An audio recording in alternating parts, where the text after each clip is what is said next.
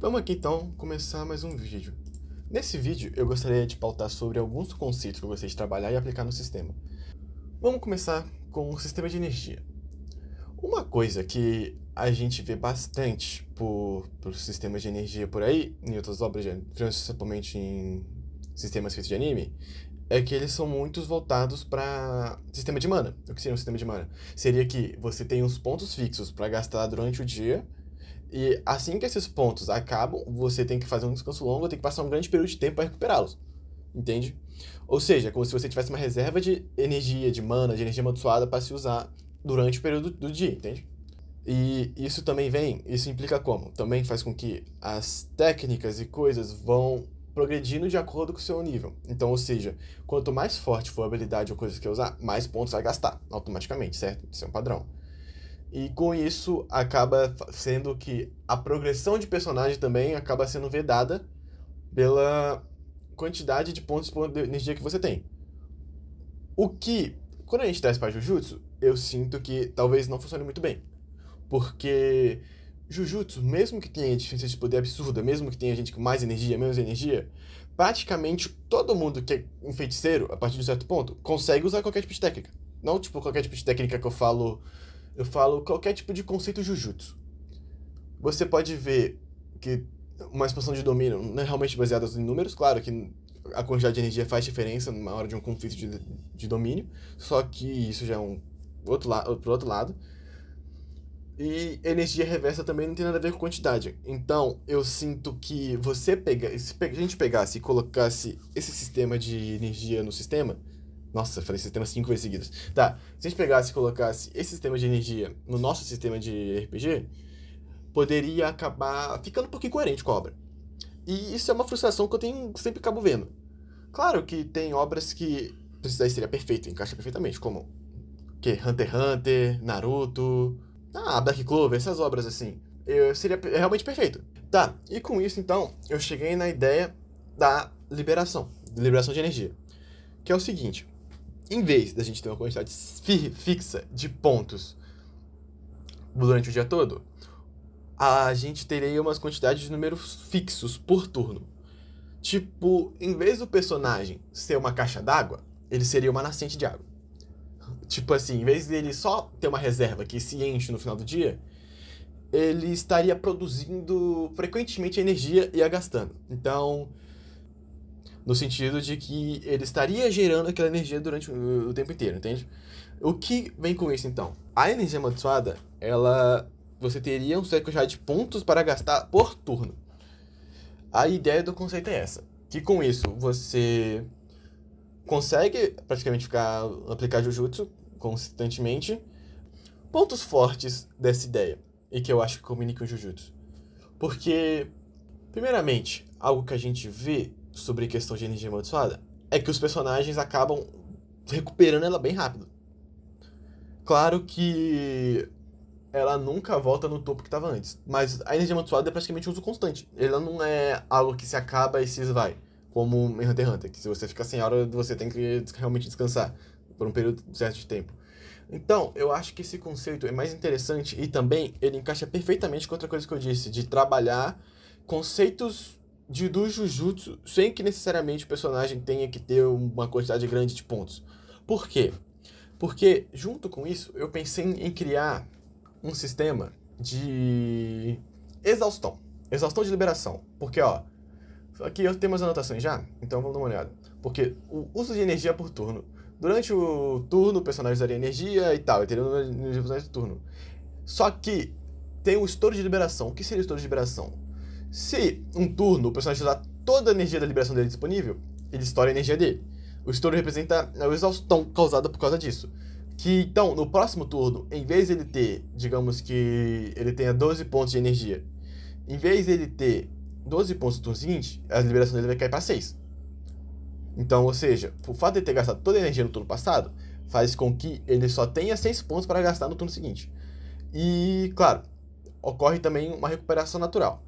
Caso o personagem não estoure novamente no turno seguinte, que no caso no turno que ele está com 6 de energia, que tá a liberação dele cai pela metade, a energia dele volta para 12 no turno seguinte. Mas também tem. Mas caso ele estoure duas vezes seguidas, estoura esse 6 de energia que ele tenha, aí ele atinge o nível de saturação. O que seria o nível de saturação? Caso o personagem tenha esse estouro, a energia dele passa a ser 6 fixamente até um descanso longo, até ele recuperar, entendeu? Então, ou seja, o personagem, quando ele ganha o nível de saturação, a energia dele cai pela metade e esse passa o novo máximo dele até que ele se descanse. Então, ele acaba ficando mais fraco, mas ainda consegue usar energia. E por que isso? Porque eu acho que essa é uma ideia mais interessante. Porque, além de ser confusa, claro, eu sei que é bem confusa, ainda mais comigo explicando, do jeito que, pelo amor de Deus. Porque esse sistema de energia, ele abre brechas pra gente, em vez de só colocar um custo fixo de energia, a gente pode colocar um custo de saturação. Tipo uma expansão de domínio. Em vez de, você vai gastar tanto de energia. Tipo, você vai gastar 30 de energia. Um personagem com 30 de energia conseguiria expandir 1, 2, 3, 4, 50 domínios infinitamente por turno. Porque ele tem uma liberação maior do que realmente teria o custo. Então, em vez disso, para coisas e conceitos mais avançados, a gente pode colocar que o personagem, em vez de ter um custo fixo, ele ganha um nível de saturação. Ou seja, ele pegue... eu quero expandir meu domínio. Então para expandir o domínio você estoura sua energia uma vez, ou duas. Ou seja, a quantidade de energia que ele vai ter, depois de expandir o domínio, vai ser menor até ele se recuperar, ou dependendo do custo, ele até ganha um nível de saturação logo direto. Ou seja, isso vai fazer com que ele tenha uma penalidade, um custo, até o próximo descanso longo. E eu acho isso interessante porque, além de tornar o combate muito mais estratégico, querendo ou não, você abre margens para colocar coisas que as pessoas podem ter desde o nível 1 até o nível 20.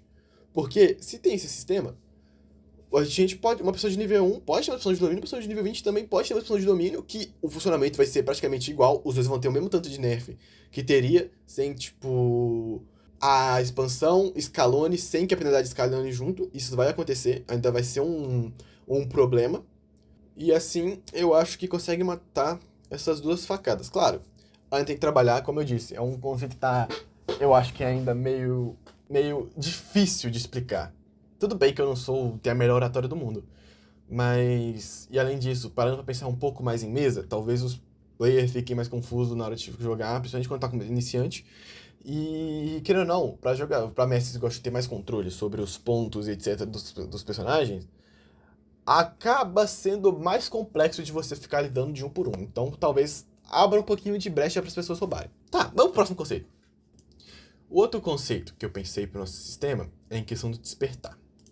Isso entra o quê? Porque, que nem eu disse, isso abre margem para as pessoas terem habilidades fora do nível que você teria normalmente. Sem ter fora da progressão de nível, certo? Porque elas já vão estar balanceadas de acordo com o sistema de energia.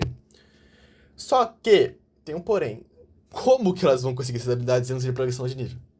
Com isso, eu tive outra ideia pra gente seguir, que eu acho que bate muito bem com o conceito dos animes, e acho que passa muito a vibe dos animes que a próprios sistemas normalmente não passam, e que até a própria D&D não consegue proporcionar pra gente.